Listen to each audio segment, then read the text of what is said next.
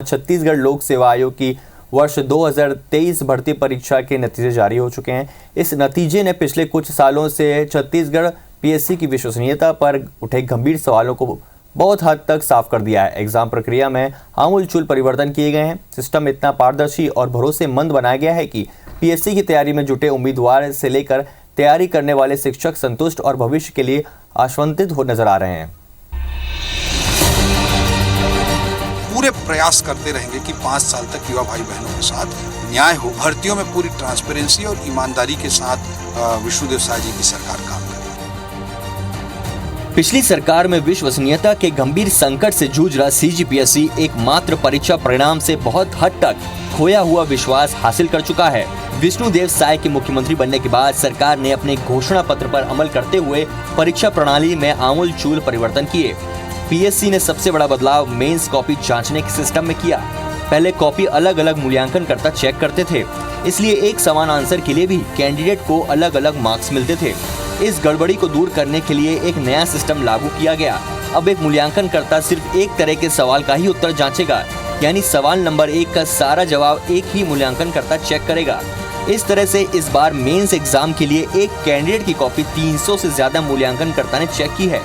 पहले चरण की चेकिंग के बाद एक्सपर्ट टीम ने दूसरे और तीसरे चरण पर भी चेकिंग की। 3 चरणों की मार्किंग के एवज कर कैंडिडेट को मार्क्स दिए गए, यानी गलती और सेटिंग की संभावना को लगभग 0 कर दिया गया।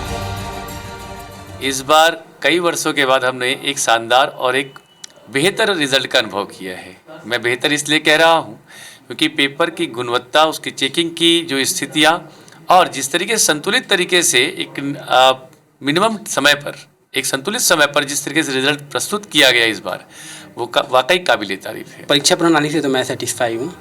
खासकर देखा जाए तो पहले मेंस जो होता था वो फैक्चुअल आता था, पर इस बार क्वेश्चन पैटर्न में ऐसा सुधार आया कि बिना एनालिसिस किए और बिना राइटिंग प्रैक्टिस के आप ना तो 3 घंटे में पेपर कंप्लीट कर सकते हो, ना तो अच्छे से लिख सकते हो। तो इस बार वही लोग पास हुए जिनका एनालिटिकल नॉलेज बढ़िया था और जिनका जो राइटिंग प्रैक्टिस है वो बहुत ही अच्छा था।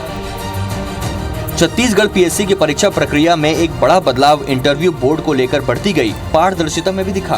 पहले कैंडिडेट का इंटरव्यू किस बोर्ड में होगा, इसको लेकर पारदर्शिता नहीं थी, यानी पहले से कैंडिडेट का बोर्ड फिक्स होता था। आरोप था कि इसके जरिए भ्रष्टाचार किया गया और अपने लोगों को ऑबलाइज किया गया। इस बार ये सिस्टम बदल गया। कैंडिडेट के सामने नामों की चिट डाली गई और लॉटरी सिस्टम के जरिए इंटरव्यू बोर्ड तय किया गया। पारदर्शिता का दूसरा स्तर यह भी था कि शाम 5 बजे तक इंटरव्यू हुआ और रात 9 बजे नतीजे जारी हो गए।